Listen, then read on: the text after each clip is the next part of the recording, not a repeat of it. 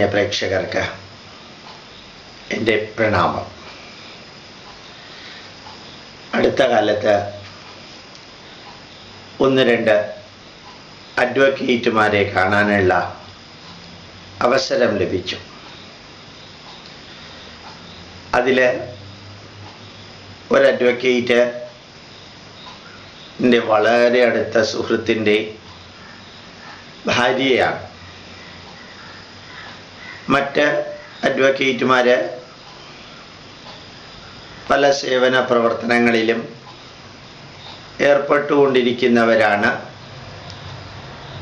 വിവിധ മണ്ഡലത്തിൽ വേദനിക്കുന്നവർക്കും വിശക്കുന്നവർക്കും അനാഥർക്കും വൃദ്ധർക്കുമെല്ലാം സഹായമെത്തിക്കാൻ വേണ്ടി ജീവിതത്തിൻ്റെ ഒരു ഭാഗം മാറ്റിവെച്ച അഡ്വക്കേറ്റുമാരാണ്. അവർ നമ്മൾ ചോദിക്കാതെ തന്നെ കുറേ കാര്യങ്ങൾ വക്കീൽ പണിയുടെ ലീഗൽ ആസ്പെക്റ്റിൻ്റെ കോടതി പ്രവർത്തനങ്ങളുടെ വിധി വരുന്നതിൻ്റെ എല്ലാ കാര്യങ്ങളും അവർ വിവരിക്കുകയുണ്ടായി. ഞാൻ ചിലപ്പോൾ വിചാരിക്കാറുണ്ട്, അനുഭവിച്ചിട്ടുമുണ്ട്, ഇന്ന് കേരളത്തിൽ അവനവൻ്റെ പ്രൊഫഷൻ അത് ഏറ്റവും അധികം തെറ്റായിട്ട് പൈസയുണ്ടാക്കാൻ വേണ്ടി മാത്രമായിട്ട് അവനവൻ്റെ പ്രൊഫഷൻ ഉപയോഗിക്കുന്നത് ഏറ്റവും അധികം ഡോക്ടർമാരാണ് എന്നെനിക്ക് വസ്തുതാപരമായി തോന്നി തുടങ്ങിയിട്ടുണ്ട്.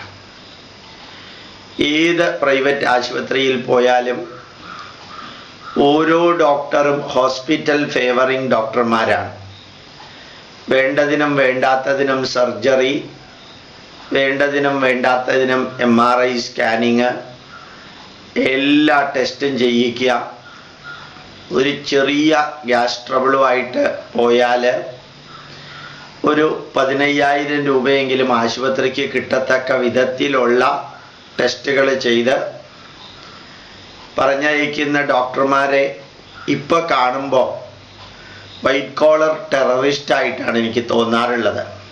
പണ്ട് ഡോക്ടർമാർ എന്ന് പറയുമ്പോൾ എനിക്ക് ഈശ്വരനെ പോലെ ഞാൻ കൈകൂപ്പി ആരാധിക്കുമ്പോൾ ഇന്നെനിക്ക് അവരെ കാണുമ്പോൾ ഭയമാണ്. ശരിക്ക് കുറേയൊക്കെ വെറുപ്പുമാണ്. എല്ലാ ഡോക്ടർമാരും അങ്ങനെയുള്ളവരാവണമെന്നില്ല. എന്നാലും അറിഞ്ഞറിഞ്ഞു വരുമ്പോൾ ഒത്തിരി പേരങ്ങനെയാണ്. നമ്മൾ ബഹുമാനിച്ചിരുന്ന ഒത്തിരി പേരും അത് തന്നെയാണ്. അപ്പോൾ ആ പ്രൊഫഷനേക്കാൾ എത്രയോ പ്രശ്ന സങ്കീർണമായിട്ടുള്ള ഒന്നുകൂടി ഉണ്ട് എന്നറിഞ്ഞതാണ് അഡ്വക്കേറ്റുമാരുടെ പ്രൊഫഷൻ. ബോംബെയിൽ എൻ്റെ സുഹൃത്തിൻ്റെ പത്നി അഡ്വക്കേറ്റ് പറയുകയുണ്ടായി, ധാരാളം സ്ത്രീകൾ വന്ന് അഡ്വക്കേറ്റുമാരുടെ അടുത്ത് വന്ന് പറയൂ അത്രേ, എനിക്ക് ആ ഭർത്താവിനെ വേണ്ട, ഡൈവോഴ്സ് എടുത്ത് തരണമെന്ന്. അപ്പോൾ ഈ അഡ്വക്കേറ്റുമാർ ചോദിക്കും, എന്തുകൊണ്ട് നിങ്ങൾക്ക് വേണ്ട? അതൊന്നും പറയാനൊന്നും നേരെയില്ല, നിങ്ങൾ എന്തെങ്കിലും കാരണം ഉണ്ടാക്കിയിട്ട് ഡൈവോഴ്സ് മേടിച്ചു തരിക. അപ്പോൾ എന്തെങ്കിലും കാരണം ഉണ്ടാക്കുകയാണ് അങ്ങോട്ട് അഡ്വക്കേറ്റുമാർ. ഇത് വളരെ കോമൺ ആണ്. പിന്നെ വേറൊരു കാര്യവും കൂടിയുണ്ട്. ഒരു വീട്ടിനകത്ത് പൂർണ്ണ ശാന്തമാണെങ്കിൽ, ശാന്തി ഉണ്ടെങ്കിൽ, സമൂഹത്തിൽ പൂർണ്ണമായിട്ടും ശാന്തിയും സമാധാനവും ഉണ്ടെങ്കിൽ, ഓരോ ജനവിഭാഗവും തമ്മിൽ ശാന്തിയും സമാധാനവും ഉണ്ടെങ്കിൽ, ഭാരതത്തിൽ ഇത്ര ലോ കോളേജിൻ്റെ ആവശ്യമില്ല, ഇത്രയും അഡ്വക്കേറ്റുമാരുടെ ആവശ്യമില്ല. അശാന്തി കൊണ്ടും അസ്ഥിരത കൊണ്ടും ജീവിക്കുന്ന ഒരു വിഭാഗം ജനതയാണോ അഡ്വക്കേറ്റുമാർ എന്ന് ശരിക്ക് ഉള്ളിലേക്കൊന്നിറങ്ങി ചെന്ന് കഴിഞ്ഞാൽ ഈ ചോദ്യത്തിന് ഉത്തരം കിട്ടില്ല. അല്ലെങ്കിൽ ചിലർക്ക് എളുപ്പത്തിൽ ഉത്തരം കിട്ടും. അപ്പോൾ അഡ്വക്കേറ്റുമാർ അവരുടെ പ്രൊഫഷൻ ചെയ്യുന്നത് ജനങ്ങൾ തമ്മിലുള്ള വഴക്ക്, ആ വഴക്ക് ഇവർക്ക് സാമ്പത്തികമായിട്ട് അവരുടെ പ്രൊഫഷന് വേണ്ടിയിട്ട് ഉപയോഗിക്കുന്നു. അതല്ലാതെ അഡ്വക്കേറ്റുമാർക്ക് സെക്കൻഡ് ആൾട്ടർനേറ്റീവ് ഇല്ല. ഒരു അഡ്വക്കേറ്റും തൻ്റെ ക്ലയൻറ്റിനോട് നിങ്ങൾ തമ്മിൽ തന്നെ നിങ്ങളുടെ പ്രശ്നങ്ങൾ പരിഹരിച്ച് സന്തോഷത്തോടുകൂടി ജീവിക്കൂ എന്ന് പറയുകയാണെങ്കിൽ ആ അഡ്വക്കേറ്റിന് ആജീവനാന്തം ഒരു കേസും കിട്ടില്ല. അങ്ങനെയുള്ള അവസ്ഥയിൽ പണ്ട് ഒരു തമാശ കഥ പറയാറുണ്ട്. അച്ഛൻ 3 മക്കളെ വിളിച്ച് 3 പേർക്ക് 3 കേസ് കെട്ട് കൊടുത്തിട്ട് പറഞ്ഞു, ഇത് ഞാൻ നിങ്ങൾക്ക് എഴുതി തരുന്ന സ്വത്താണ് എന്ന്. ആ 3 മക്കളും കോടതിയിൽ ചെന്ന് വളരെ പെട്ടെന്ന് വാദിച്ച് 3 കേസും വിധി കൽപ്പിക്കുന്ന ആ നിമിഷം വരെ വളരെ ഫാസ്റ്റായിട്ട് ചെയ്ത് അവരുടെ ക്ലയൻറ്റിന് പോസിറ്റീവായിട്ടുള്ള വിധി വരുന്ന വിധത്തിൽ ചെയ്തു കൊടുത്ത് അച്ഛൻ്റെ വാർദ്ധക്യത്തിലിരിക്കുന്ന അച്ഛൻ്റെ അടുത്ത് വന്ന് പറഞ്ഞു, ഞങ്ങൾ വളരെ പെട്ടെന്ന് ആ കോടതിയിലുള്ള 3 പേരും കോടതി കേസ് തീർപ്പാക്കി വിധി വാങ്ങിച്ചു കൊടുത്തു എന്ന്.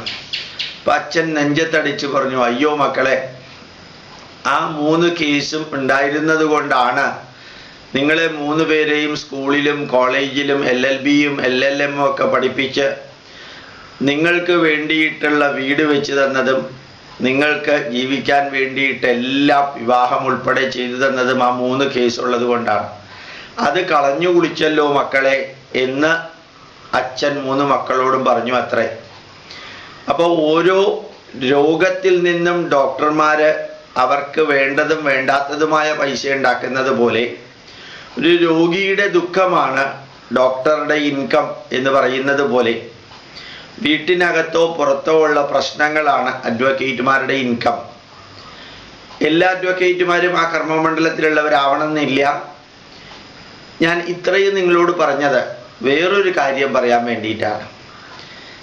നമ്മൾ ഈ അഡ്വക്കേറ്റുമാരോട് കാര്യങ്ങൾ വിവരം അറിഞ്ഞപ്പോൾ മനസ്സിലായ അടിസ്ഥാനപരമായിട്ടുള്ള പ്രശ്നം എന്ന് പറയുന്നത് മനുഷ്യന് പരസ്പരം നിസ്വാർത്ഥമായിട്ട് നിഷ്കളങ്കമായിട്ട് സ്നേഹിക്കാൻ പറ്റണില്ല.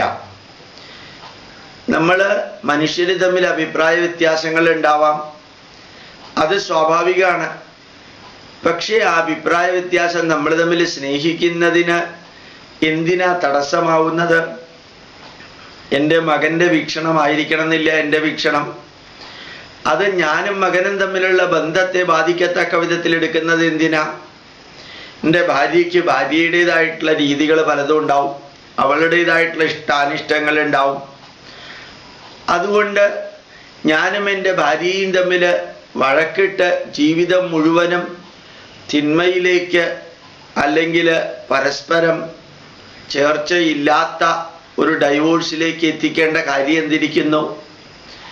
ഈ ലോകത്തിൽ എല്ലാ പൂക്കളും ഒരുപോലെയല്ല, എല്ലാ ഇലകളും ഒരുപോലെയല്ല, എല്ലാ ചെടികളും ഒരുപോലെയല്ല, എല്ലാ മൃഗങ്ങളും എല്ലാ ചിത്രശലഭങ്ങളും എല്ലാ ഭൂമിയും ഒരുപോലെയല്ല.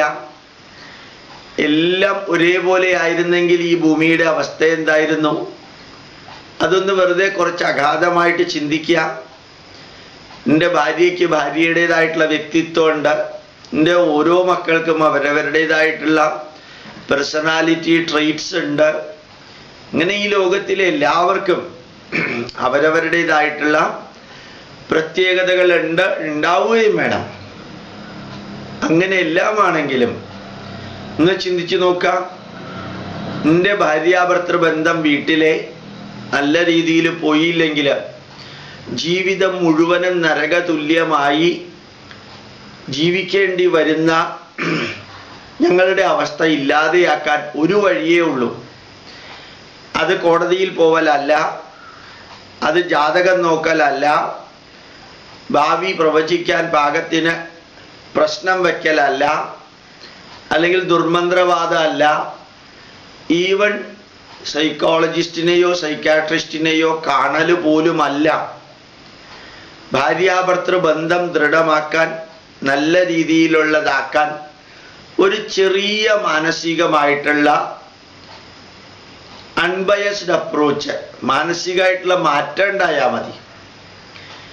അവൾക്ക് അവളുടേതായിട്ടുള്ള ഇഷ്ടാനിഷ്ടങ്ങളുണ്ട്, എനിക്ക് എൻ്റേതായിട്ടുള്ള ഇഷ്ടാനിഷ്ടങ്ങളുണ്ട്. എൻ്റേത് അവളും പൂർണ്ണമായും സ്വീകരിക്കണം, അവളുടേത് ഞാൻ പൂർണ്ണമായും സ്വീകരിക്കണം എന്നുള്ളതിന് പകരം അവൾക്കുള്ള ഗുണദോഷങ്ങളോടുകൂടി ഞാൻ ജീവിക്കുന്നു, എനിക്കുള്ള ഗുണദോഷങ്ങളോടുകൂടി അവൾ എൻ്റെ കൂട്ടത്തിൽ ജീവിക്കുന്നു. അക്കോമഡേഷൻ, അഡ്ജസ്റ്റ്മെൻ്റ് അല്ല. ഇത് ചെയ്യാൻ എന്താ ഇത്രയധികം ബുദ്ധിമുട്ടുള്ളത്? ഒരു ബുദ്ധിമുട്ടും ഇല്ല. വാശിയും പകയും ഇല്ലാത്ത ഒരു ജീവിതം ഞാൻ നിങ്ങളോട് അഭ്യർത്ഥിക്കുന്നു. നിങ്ങൾ ഭാര്യയോ ഭർത്താവോ ആണെങ്കിൽ നിങ്ങൾ പരസ്പരം അറിഞ്ഞ്, ഞാൻ വേദമന്ത്രങ്ങൾ എന്നും പറയാറുള്ളതാണ്, യൂട്യൂബിൽ കുറേ പ്രാവശ്യം പറഞ്ഞ മന്ത്രം തന്നെ പറയാറുണ്ട്. സംഗച്ഛദ്വം സംവദദ്വം സംവോമനാംസി ജാനത. നമുക്ക് ഒരുമിച്ച് മുമ്പോട്ട് പോകാം, നമുക്ക് മനസ്സ് തുറന്ന് പരസ്പരം അറിയാം, ഒരേ മനസ്സുള്ളവരാവാം. നമ്മൾ ചെയ്യുന്ന കർമ്മങ്ങൾ ഈശ്വരാരാധന പോലെയുള്ളതാവാം. ഒത്തുചേരുമ്പോഴും പ്രാർത്ഥിക്കുമ്പോഴും കർമ്മനിരതരാകുമ്പോഴും ഒരേ രീതിയിൽ നമുക്ക് പ്രവർത്തിക്കാം. നമ്മൾ ഒരു മനുഷ്യനാവണ്ട, ഒരേ രീതിയിൽ പ്രവർത്തിച്ചാൽ മതിയല്ലോ. അങ്ങനെ എനിക്കും എൻ്റെ ഭാര്യയ്ക്കും സാധിച്ചില്ല എന്ന് വിചാരിക്കുക. വിവാഹ ദിവസം മുതൽക്ക് മരണ ദിവസം വരെ ആ ജീവിതം എത്ര ഗതികെട്ട ജീവിതമായിരിക്കും. അപ്പം അനുഭവിക്കേണ്ടി വരുന്ന വേദനയും അക്കോമഡേറ്റ് ചെയ്ത് ജീവിക്കേണ്ടി വരുമ്പോൾ കിട്ടുന്ന വേദനയും ഉണ്ടാവുന്ന വേദനയും, ഞാൻ രണ്ടും വേദനയാണ് പറയുന്നത്. എനിക്ക് അവരുമായിട്ട് ചേർന്ന് ജീവിക്കാൻ ഒരിക്കലും പറ്റില്ല സാർ, അത് വിഷമമാണെന്ന് ചിലർ പറയാറില്ലേ. അവരുമായി ചേർന്ന് ജീവിക്കാൻ ബുദ്ധിമുട്ടാണ്, വിഷമമാണെന്ന് പറയുമ്പോൾ ഉണ്ടാകുന്ന വിഷമതയും നിരന്തരം വഴക്കിട്ട് ജീവിതാന്ത്യം വരെ സ്വസ്ഥതയില്ലാതെ ജീവിക്കുമ്പോൾ ഉണ്ടാകുന്ന വിഷമതയും വേദനയും തമ്മിൽ ഒന്ന് കമ്പയർ ചെയ്ത് നോക്കുക. ഒന്ന് വെറുതെ ഇരുന്ന് ചിന്തിച്ചു നോക്കുക. നമ്മളുടെ അമ്മയെയോ അച്ഛനെയോ മക്കളെയോ അല്ലെങ്കിൽ അമ്മയെയോ അച്ഛനെയോ തിരഞ്ഞെടുക്കാൻ സ്വാതന്ത്ര്യം നമുക്കില്ല. ഏത് വീട്ടിൽ ജനിക്കണമെന്ന് തീരുമാനിക്കാൻ സ്വാതന്ത്ര്യമില്ല. ആണായിട്ട് ജനിക്കണോ പെണ്ണായിട്ട് ജനിക്കണോ തീരുമാനിക്കാൻ സ്വാതന്ത്ര്യമില്ല. പക്ഷേ സ്വാതന്ത്ര്യം ഉണ്ടായിരുന്ന ഒന്നായിരുന്നു നമുക്കിഷ്ടപ്പെട്ട പാർട്ട്ണറെ തിരഞ്ഞെടുക്കുക എന്നുള്ളത്. ഇഷ്ടമുള്ള ഭാര്യയെ, ഇഷ്ടമുള്ള ഭർത്താവിനെ തിരഞ്ഞെടുക്കുക എന്നുള്ളത് ഭാരതത്തില് മാതാപിതാക്കൾ ചിന്തിക്കുന്നത് മുതൽക്ക്, ജാതകം കൊടുക്കുന്നത് മുതൽക്ക്, ജാതകം നോക്കുന്നത് മുതൽക്ക്, പിന്നെ ഒത്തിരിക്കുന്നത് മുതൽക്ക്, നിശ്ചയ താമ്പൂലം അഥവാ വിവാഹ നിശ്ചയം നടത്തുന്ന ദിവസം മുതൽക്ക് വിവാഹം നടത്തുന്നത് വരെ ഏതെങ്കിലും പെണ്ണിനെയോ ആണിനെയോ വേണ്ട എന്നോ വേണം എന്നോ പറയാനുള്ള സ്വാതന്ത്ര്യം നമുക്കുണ്ട്. ഒരു സുപ്രഭാതത്തിൽ ഉറക്കത്തിൽ നിന്ന് എഴുന്നേറ്റിട്ട് ആരുടെയെങ്കിലും കഴുത്തിൽ നമ്മൾ മാലയിട്ട് താലി കെട്ടിയിട്ട് പാണിഗ്രഹണം ചെയ്ത് കല്യാണം കഴിക്കുക അല്ല ചെയ്യുന്നത്. ആ ഒരു ചെറിയ തുടക്കം, വിവാഹത്തിൻ്റെ ആലോചന ആരംഭിക്കുന്നത് മുതൽക്ക് വിവാഹ ദിവസം വരെ ഈ സ്ത്രീയെക്കുറിച്ചോ പുരുഷനെക്കുറിച്ചോ അന്വേഷിച്ച് വേണ്ടെന്ന് പറയാനുള്ള സ്വാതന്ത്ര്യം നമ്മൾ ഉപയോഗിച്ചിട്ടില്ലയോ, അല്ല ഉപയോഗിക്കേണ്ടെന്ന് തീരുമാനിച്ചതോ, അല്ല പുറത്തുള്ള അഴക് കണ്ട അത് മതിയെന്ന് തീരുമാനിച്ചതോ, അല്ല അകത്തുള്ള വിഷം വിവാഹം കഴിഞ്ഞു പുറത്തേക്ക് വരുന്നതോ, ഏതായാലും ഒരു കാര്യം ഉറപ്പാ, ഈ ജീവിതം എന്ന് പറയുന്നത് വളരെ വസ്തുതാപരമായിട്ട് ജനനത്തീയതി മുതൽക്ക് മരണത്തീയതി വരെ നമ്മൾ ജീവിതമാകുന്ന ഒരു നാടകം അഭിനയിക്കുകയാണ്. We are acting a drama of life. ഞാൻ നിങ്ങളോട് പറയുന്നു, act the drama with dharma. ധാർമ്മികമായിട്ട് ജീവിക്കുക. ഭാര്യാഭർത്തൃ ബന്ധം ദൃഢമാക്കണം, ആക്കിയേ മതിയാവും. ലോകത്തിലെ ഒരാളും നിങ്ങളെ സപ്പോർട്ട് ചെയ്യാനോ നിങ്ങളുടെ ദുഃഖം പങ്കുവെക്കാനോ നിങ്ങൾ ആശുപത്രിയിൽ കിടക്കുമ്പോൾ ചികിത്സിക്കാൻ വരാനോ നിങ്ങളുടെ വേദനകൾ എന്താണെന്ന് തിരിച്ചറിയാനോ ലോകത്തിലെ ഒരു മനുഷ്യനും വരില്ല. അച്ഛനും അമ്മയും ഉൾപ്പെടെ ഇടക്കാലത്ത് യാത്രയാവും, അന്ത്യയാത്രയാവും. അയൽവക്കത്തുകാർ നിങ്ങളുടെ പേഴ്സണൽ ജീവിതത്തിൽ ഇടപെടില്ല. നിങ്ങളുടെ ഏറ്റവും വലിയ സുഹൃത്ത് പോലും 1, 2, 3 ദിവസം മാത്രമേ ഇടപെടുള്ളൂ. അങ്ങനെയുള്ള നിങ്ങളുടെ ജീവിതത്തിൽ ഭർത്താവ് ആശുപത്രിയിൽ കിടക്കുകയാണെങ്കിൽ ഭാര്യ 24 മണിക്കൂറും ആ ഭർത്താവിന് വേണ്ടിയിട്ട് ചെലവഴിക്കുന്നത് നമുക്ക് കാണാൻ സാധിക്കും. ഒരു പക്ഷേ ഭാര്യ ആശുപത്രിയിൽ കിടന്നാൽ ഭർത്താവ് അത്രയും ചെയ്യില്ല. ഞാൻ എന്നും പറയാറുണ്ട്, അമ്മയ്ക്ക് തുല്യം വരില്ല അച്ഛൻ, ഭാര്യയ്ക്ക് തുല്യം വരില്ല ഭർത്താവ്, മകൾക്ക് തുല്യം വരില്ല മകൻ, സഹോദരിക്ക് തുല്യം വരില്ല സഹോദരൻ. അതുകൊണ്ട് അക്കോമഡേറ്റ് ചെയ്യാൻ ആദ്യം മുമ്പോട്ട് വരേണ്ടത് ആണുങ്ങളാണ്. പുരുഷന്മാരാണ് അവരുടെ പരിമിതികൾ, അവർക്കാണ് ഈഗോ കൂടുതലുള്ളതെന്ന് ഞാൻ ഉറപ്പിച്ചു പറയാൻ ഒരു സംശയം എനിക്കില്ല. എനിക്കിഷ്ടപ്പെട്ട കറി ഉണ്ടാക്കുന്നില്ല, ഞാൻ പറയുന്നത് പോലെ അവൾ കേൾക്കുന്നില്ല, എനിക്ക് ഒരു സങ്കല്പമുണ്ടായിരുന്നു, ആ സങ്കല്പത്തിൻ്റെ അടുത്തേക്ക് അവൾ വരണില്ല എന്നാണ് മിക്കവാറും ഭർത്താക്കന്മാർ ഭാര്യയെക്കുറിച്ച് പറയാറുള്ളത്. എല്ലാവരും അങ്ങനെ ആവണമെന്നില്ല കേട്ടോ. ഞാൻ നേരത്തെ ബോംബെയിലെ അഡ്വക്കേറ്റ് എന്നോട് പറഞ്ഞതുപോലെ ഇപ്പോൾ അവരുടെ മുമ്പിൽ ഡൈവോഴ്സിന് വരുന്നത് കൂടുതലും സ്ത്രീകളാണെന്നാണ് അവർ പറഞ്ഞത്. എങ്ങനെയെങ്കിലും ഡൈവോഴ്സ് വേണം എന്ന് പറഞ്ഞുകൊണ്ട് വരുന്ന സ്ത്രീകളാണെന്ന് പറയുന്നു. അപ്പം കാലം മാറിയിരിക്കാം. എന്നാലും ഞാൻ പറയാൻ ആഗ്രഹിക്കുന്നു, എനിക്ക് സുഖമില്ല എങ്കിൽ എൻ്റെ ഭർത്താവ്, എൻ്റെ ഭാര്യ ലീവ് എടുക്കാൻ ഒരു സെക്കൻഡ് പോലും ആലോചിക്കില്ല. എൻ്റെ അസുഖവും എൻ്റെ ഭക്ഷണവും എൻ്റെ ജീവിതചര്യയും എന്തെങ്കിലും ഒരു മാറ്റം വന്നാൽ അവൾ ശ്രദ്ധിക്കും എന്തോ ഒരു സുഖമില്ലായ്മയുണ്ടെന്ന്. ഒരുപക്ഷെ ഞാൻ അങ്ങോട്ട് അത്ര ശ്രദ്ധിച്ചു എന്ന് വരില്ല. അപ്പൊ യഥാർത്ഥത്തിൽ സ്നേഹിക്കാൻ അറിയാവുന്ന മനസ്സോടുകൂടിയാണ് ജഗദീശ്വരൻ നമ്മളെ സൃഷ്ടിച്ചിരിക്കുന്നത്. അതിനെതിരെയാണ് നമ്മൾ നീന്താറുള്ളത് പലപ്പോഴും എന്നെനിക്ക് തോന്നാറുണ്ട്. അതുകൊണ്ട് നിങ്ങൾ ലോകത്തിൽ എവിടെ ജീവിക്കുന്നവരാണെങ്കിലും ഞാൻ ഭർത്താക്കന്മാരോട് പറയുന്നു, ഭാര്യമാരുടെ ജന്മം ഒരു കുടുംബത്തിന് വേണ്ടിയിട്ടുള്ളതാണ്. അവർ ജീവിക്കുന്നത് തന്നെ ഭർത്താവിനും മക്കൾക്കും വേണ്ടിയിട്ടാണ്. അതിലവർ സന്തോഷവും സുഖവും കണ്ടെത്തുന്നു. എല്ലാ ഭാര്യമാരും അങ്ങനെ ആവണമെന്നില്ല, ഞാൻ വീണ്ടും പറയുന്നു, എക്സെപ്ഷൻ ഉണ്ടാവാം. അതുപോലെയാണ് ഞാൻ ഭാര്യമാരോട് പറയുന്നു, ഈ ബാഹ്യമായിട്ടുള്ള ആഡംബരങ്ങളും ലക്ഷറികളും സാമ്പത്തികമായിട്ടുള്ള കുതിച്ചു കയറ്റവും എല്ലാം കണ്ടിട്ട് അതിൽ കിടന്ന് രമിക്കുന്നതാണ് ജീവിതം എന്ന്, അതിൽ കിടന്ന് രമിക്കുന്നത് മാത്രമാണ് ജീവിതം എന്ന് ധരിച്ച് അതിൻ്റെ പുറകെയും പരിധിക്കപ്പുറം പോവാതിരിക്കുക. കുടുംബ ബന്ധം, ഭാര്യാഭർത്തൃബന്ധം ദൃഢമാക്കിയേ മതിയാവും. ഇന്നത്തെ അവസ്ഥയിൽ ഡൈവോഴ്സ് എണ്ണം കൂടുന്നതനുസരിച്ച് അഡ്വക്കേറ്റുമാർക്ക് സന്തോഷമായിരിക്കും. അവരുടെ പ്രൊഫഷൻ നല്ല രീതിയിൽ മുമ്പോട്ട് പോകും.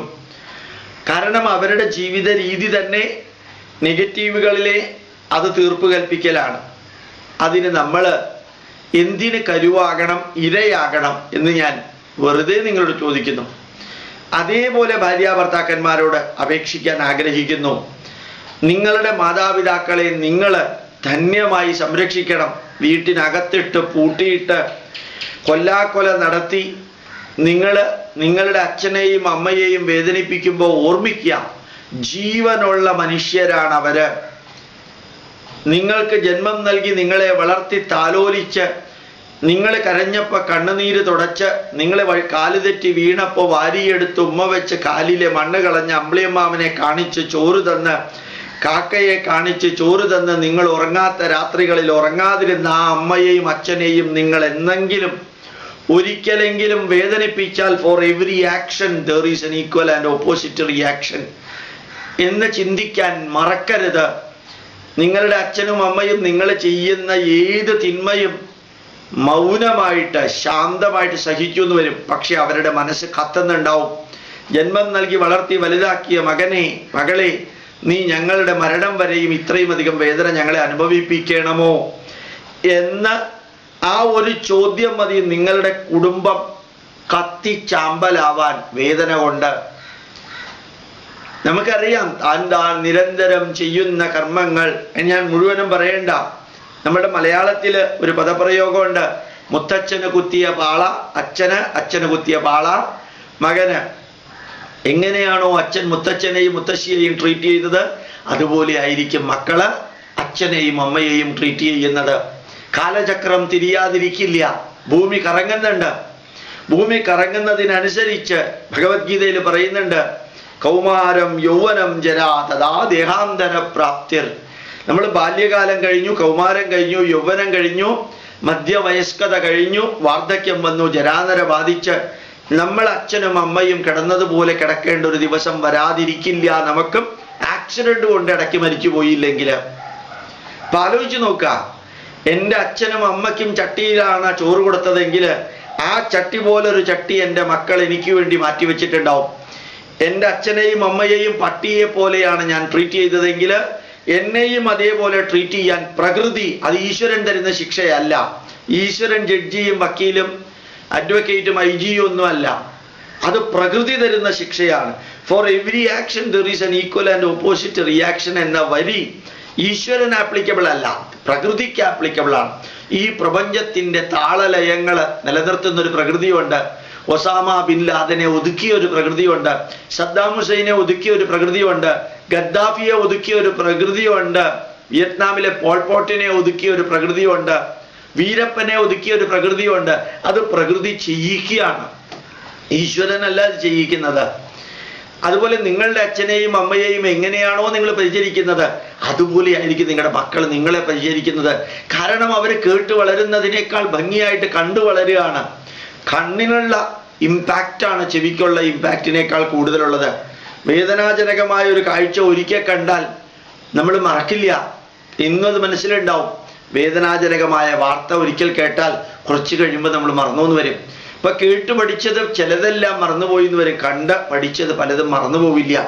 ആവശ്യം വരുമ്പോൾ അതെല്ലാം തികട്ടി വരുന്ന ഒരു അവസ്ഥയിലാണ് നമ്മുടെ വീട്ടിനകത്ത് ഭാര്യാഭർത്തൃ ബന്ധം ക്ഷയിക്കുന്നതെങ്കിൽ നിങ്ങൾ എങ്ങനെയാണോ ജീവിച്ചത് അതേപോലെയാണ് നിങ്ങളുടെ പൊന്നാര മക്കളും കുടുംബ ജീവിതത്തിലേക്ക് കാലെടുത്ത് വെക്കുമ്പോൾ ജീവിക്കാൻ പോകുന്നത്. അങ്ങനെ വേണമെന്ന് നിങ്ങൾക്കറിയാമെങ്കിൽ, അങ്ങനെ മതി എന്നറിയാമെങ്കിൽ നിങ്ങൾ എങ്ങനെ വേണമെങ്കിലും ജീവിച്ചോളൂ. നിങ്ങളുടെ അച്ഛനും അമ്മയും ജീവിച്ച രീതിയിലാണ് നിങ്ങൾ ജീവിക്കുന്നതെങ്കിൽ ആ വീട്ടിനകത്ത് എനിക്ക് ഉറപ്പുണ്ട് അഗ്നിസാക്ഷിയായിട്ട് ജീവിക്കുന്ന ഒരു ആചാര വിചാര വിശ്വാസ സങ്കല്പങ്ങളാണ് ഭാരതത്തിലുള്ളത്. ശരിക്കും വീട്ടിലേക്ക് കയറി വരുന്ന ഭാര്യയുടെ ഇടത്തെ തോളില് വലത്തെ കൈ വെച്ചുകൊണ്ട് വേദത്തിലെ ഒരു മന്ത്രം പറയാറുണ്ട്. സമ്രാജ്ഞീ ഭവ സമ്രാജ്ഞീ ശ്വശ്രുവൈ ഭവ ശ്വശ്രുവാൻ ഭവ സമ്രാജ്ഞീ സമ്രാജ്ഞീ ഭവനാന്തരീ ഭവ സമ്രാജ്ഞീ. എൻ്റെ വീട്ടിലേക്ക് നീ ഒരു സമ്രാജ്ഞിയായിട്ട് രാജ്ഞിയായിട്ട് കയറി വരിക. എനിക്ക് നീ രാജ്ഞിയായിട്ട് ഈ വീട്ടിൽ വാണരുളുക. എൻ്റെ അച്ഛനമ്മമാർക്ക് നീ സമ്രാജ്ഞിയായിട്ട് ഈ വീട്ടിൽ വാണരുളുക. എൻ്റെ സഹോദരി സഹോദരന്മാർക്ക് നനാന്തരീ ഭവ സമ്രാജ്ഞി, എൻ്റെ സഹോദരി സഹോദരന്മാർക്ക് സമ്രാജ്ഞിയായിട്ട് വലത്തെ കാല് വെച്ച് നീ എൻ്റെ വീട്ടിലേക്ക് കയറി വരിക. ഇത് വൈദിക കാലത്തെ സങ്കല്പമാണ്. ഇപ്പൊ നമ്മൾ എന്താ പറയാറുള്ളത്, ചിന്തിക്കാറുള്ളത്, എനിക്കും എൻ്റെ വീട്ടുകാർക്കും ശത്രുവായിട്ട് നീ കയറി വരിക എന്നാണോ പ്രാർത്ഥിക്കാറുള്ളത്? അല്ല, അങ്ങനെയാണോ പ്രാർത്ഥിക്കേണ്ടത്? നമ്മൾ നമ്മുടെ പൂർണ്ണ മനസ്സോടുകൂടി ദിവസങ്ങളോളം തിരഞ്ഞെടുത്ത് വീട്ടിലേക്ക് കൊണ്ടുവരുന്ന ഒരു ഭാര്യയെ അഥവാ ഭർത്താവിനെ നമുക്ക് തമ്മിൽ യോജിച്ച് ജീവിക്കാൻ സാധിക്കില്ല എങ്കിൽ ഈ കേരളത്തില് അല്ലെങ്കിൽ ഭാരതത്തില് ഇപ്പൊ കാണുന്ന രാഷ്ട്രീയ നേതൃത്വത്തിലെ ജനങ്ങൾ ചെയ്യുന്ന തിന്മകൾക്ക് എന്ത് പ്രതികരിക്കാനാണ് നമുക്ക് അവകാശമുള്ളത്? രണ്ട് വ്യക്തികൾ തമ്മിൽ ചേർന്ന് ജീവിക്കാൻ നമുക്ക് പറ്റണില്ല. പിന്നെ ഇങ്ങനെ ഈ നേതാക്കന്മാര് 10,000-കണക്കിന് വരുന്ന അണികളെ കൊണ്ടു നടക്കുന്നത്?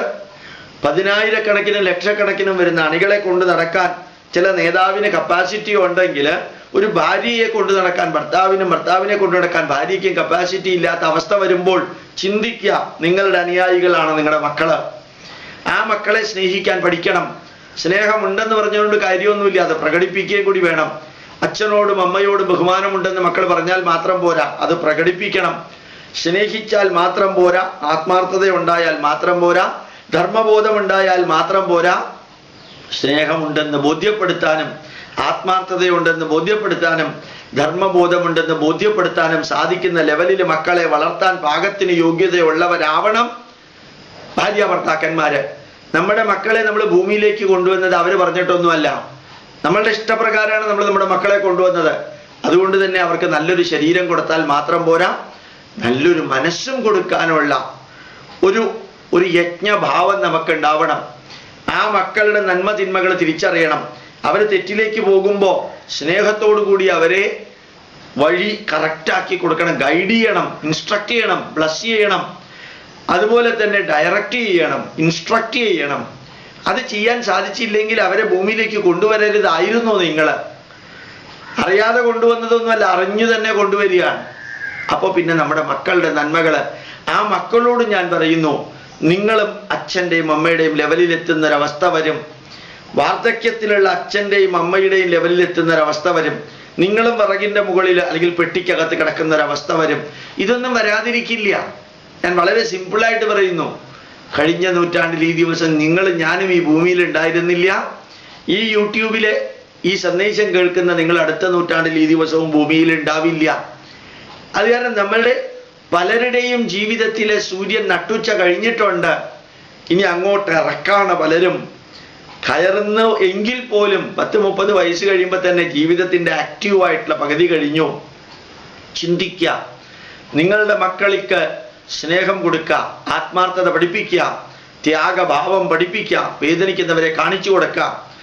നിങ്ങൾക്ക് വേദനയുണ്ടെന്ന് പറയുന്നത് പലതും അഹങ്കാരത്തിൻ്റെയും വാശിയുടെയും പകയുടെയും വിദ്വേഷത്തിൻ്റെയും വേദനയാണ്, അല്ലാതെ ദാരിദ്ര്യത്തിൻ്റെ വേദനയല്ല.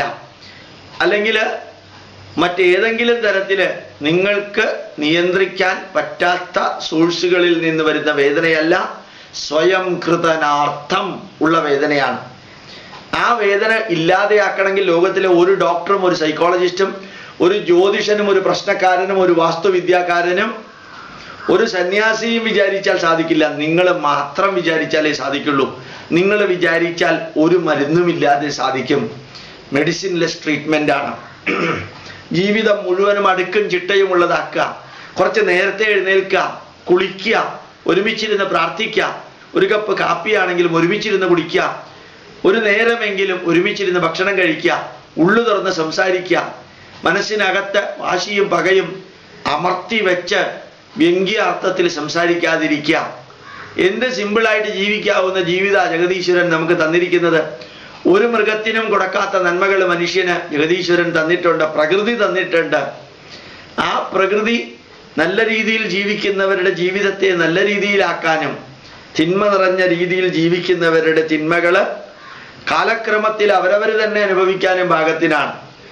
അതിന് ആ തിന്മകളില്ലാതെയാവാൻ ശബരിമലയിലേക്ക് മല കയറിയത് കൊണ്ടോ വേളാങ്കണ്ണിയിലേക്ക് പോയത് കൊണ്ടോ ഒന്നും ആയില്ല. പക്ഷേ അവിടെ പോകുന്നത് വളരെ നല്ലതാണ് ധന്യമായ ജീവിതത്തിന്.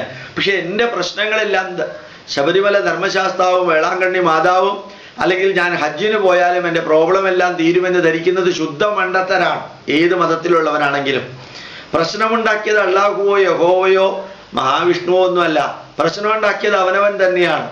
അവനവനുണ്ടാക്കിയ പ്രശ്നം ഇല്ലാതെയാക്കേണ്ട ഉത്തരവാദിത്വം ഈശ്വരന്മാർക്കല്ല, അവനവന് തന്നെയാണ്. ഇന്നലെ വരെ എങ്ങനെ ജീവിച്ചു എന്നുള്ളത് മറക്കുക, അല്ലെങ്കിൽ ഇന്നലെ വരെ ജീവിച്ച നന്മകൾ തുടരുക, ഇന്നലെ വരെ ജീവിച്ചപ്പോൾ ചെയ്ത തിന്മകൾ ഇന്നു മുതൽക്ക് അവസാനിപ്പിക്കുക. നല്ലൊരു ദിവസമാണ് കഴിഞ്ഞത്. 2 ദിവസം മുമ്പായിരുന്നു ദീപാവലി. ആ ദീപാവലിയുടെ വിളക്കിലേക്ക്, പ്രകാശത്തിലേക്ക്, അറിവിലേക്ക്, ജ്ഞാനത്തിലേക്ക്, ബോധത്തിലേക്ക്, അവയർനെസ്സിലേക്ക്, കോൺഷ്യസ്നെസ്സിലേക്ക് വരാൻ ശ്രമിക്കുക. തീർച്ചയായിട്ടും നിങ്ങൾക്ക് സാധിക്കും. ഇല്ലാത്ത രോഗമുണ്ടെന്ന് പറഞ്ഞ് നടക്കാതിരിക്കുക, ഇല്ലാത്ത വേദന ഉണ്ടെന്ന് പറഞ്ഞ് നടക്കാതിരിക്കുക, എൻ്റെ മക്കളെല്ലാം പ്രശ്നം ഉണ്ടാക്കുന്നവരാണെന്ന് തെറ്റിദ്ധരിക്കാതിരിക്കുക. പലപ്പോഴും പലർക്കും ദുഃഖമില്ലാത്തതാണ് ഏറ്റവും വലിയ ദുഃഖം, പ്രശ്നങ്ങളില്ലാത്തതാണ് ഏറ്റവും വലിയ പ്രശ്നം, സമ്പത്ത് പരിധിക്കപ്പുറമുള്ളതാണ് ഏറ്റവും വലിയ പ്രശ്നം, സുഖ സൗകര്യങ്ങൾ ഏറ്റവും കൂടുതലുള്ളതാണ് പലർക്കും ദുഃഖത്തിന് കാരണമാകുന്നത്. കാരണം നിങ്ങൾ യഥാർത്ഥ ദുഃഖം എന്താണെന്ന് അറിയാൻ ഭാഗ്യം കിട്ടിയവരല്ല. വേദനിക്കുന്നവന്റെ ദുഃഖം, വൃദ്ധന്റെ ദുഃഖം, രോഗിയുടെ ദുഃഖം, അനാഥന്റെ ദുഃഖം, ക്യാൻസർ പേഷ്യന്റിന്റെ ദുഃഖം, ഇത് നിങ്ങൾ അറിഞ്ഞിട്ടില്ല, അറിയുന്നില്ല, അറിയാൻ ശ്രമിക്കുന്നില്ല. എംപതറ്റിക്കൽ സിറ്റുവേഷനിൽ അതൊരിക്കലൊന്നറിയാൻ ശ്രമിച്ചാൽ ഇന്ന് നമ്മൾ അനുഭവിക്കുന്ന സുഖത്തിൻ്റെ പരമകാഷ്ട എത്രത്തോളം ഗംഭീരാണെന്ന് മനസ്സിലാക്കാൻ സാധിക്കും. ഇത്രയും ഞാൻ നിങ്ങളോട് പറഞ്ഞത്. സുഖം ലഭിക്കേണ്ടത് പുറത്തു നിന്ന് അകത്തേക്കാണ്, സന്തോഷം ലഭിക്കേണ്ടത് അകത്തു നിന്ന് പുറത്തേക്കാണ്. സുഖം ഡൺലപ്പ് ബെഡിൽ കിടന്നാൽ ചിലപ്പോൾ കിട്ടിയെന്ന് വരും, AC മുറിയിൽ കിടന്നാൽ സുഖം കിട്ടിയെന്ന് വരും, പുറത്തേക്ക് വരുമ്പോഴത്തേക്ക് മാറി ആ സുഖം. സന്തോഷം അകത്തു നിന്നാണ്. നല്ല മക്കൾക്ക് ജന്മം നൽകി, അവർ നല്ല രീതിയിൽ പഠിക്കുന്നു, നല്ല രീതിയിൽ മാതാപിതാക്കളുടെ സ്നേഹമുള്ളവരാണ്, ഭാര്യാഭർത്തൃ ബന്ധം നല്ല രീതിയിൽ നടക്കുന്നു. ഇതെല്ലാം നടക്കുമ്പോൾ അകത്ത് പുറത്തുള്ള സുഖമല്ലാതെ അകത്തുള്ള സന്തോഷമാണ്. സുഖവും സന്തോഷവും വ്യത്യാസമുണ്ട്. സുഖം ശരീരത്തിനും സന്തോഷം മനസ്സിനുമാണ്. നമ്മൾ അറിയാതെ പല രീതിയിൽ പറയാറുണ്ട്. അതുകൊണ്ട് വേദന ശരീരത്തിനും ദുഃഖം മനസ്സിനുമാണ്. അങ്ങനെ ഒന്ന് ചിന്തിച്ചു നോക്കിയാൽ നിങ്ങൾക്ക് മനസ്സിലാവും. ജഗദീശ്വരൻ നമുക്ക് നൽകിയ, പ്രകൃതി നമുക്ക് നൽകിയ ഭാര്യാഭർത്തൃ ബന്ധം ഇന്നു മുതൽക്ക് ദൃഢമാക്കണം. അഡ്വക്കേറ്റുമാർ പറഞ്ഞതുപോലെ കുടുംബത്തിലെ കലക്കവെള്ളത്തിൽ മീൻ പിടിക്കുന്നവർക്ക് അവസരം കൊടുക്കാതിരിക്കാൻ ശ്രദ്ധിക്കുക. ഭാര്യാഭർത്താക്കന്മാർ തമ്മിൽ അക്കോമഡേറ്റ് ചെയ്തു പോകാൻ സഹിക്കേണ്ടി വരുന്ന, ഭാര്യാഭർത്താക്കന്മാർ തമ്മിൽ അക്കോമഡേറ്റ് ചെയ്തു പോകാൻ സഹിക്കേണ്ടി വരുന്ന ദുഃഖത്തിൻ്റെ 10,000 ഇരട്ടിയാണ് കോടതിയിൽ കയറുമ്പോൾ അനുഭവിക്കേണ്ടി വരുന്ന ദുഃഖം. ഓർമ്മിക്കുക, കോടതി വ്യവഹാരങ്ങളൊന്നും എളുപ്പത്തിൽ തീരില്ല. മാസങ്ങളും വർഷങ്ങളും വേണം. അത്രയും സമ്പത്ത് നഷ്ടം, സമയനഷ്ടം, ഊർജം നഷ്ടം, ഇതൊഴിവാക്കണം. കോടതിയല്ല നമ്മളെ ജീവിക്കാൻ ഒരുമിച്ച് ചേർത്തത്. അതുകൊണ്ട് തന്നെ കോടതിയിൽ ചെന്ന് ജീവിതം അവസാനിപ്പിക്കാനും പാടില്ല.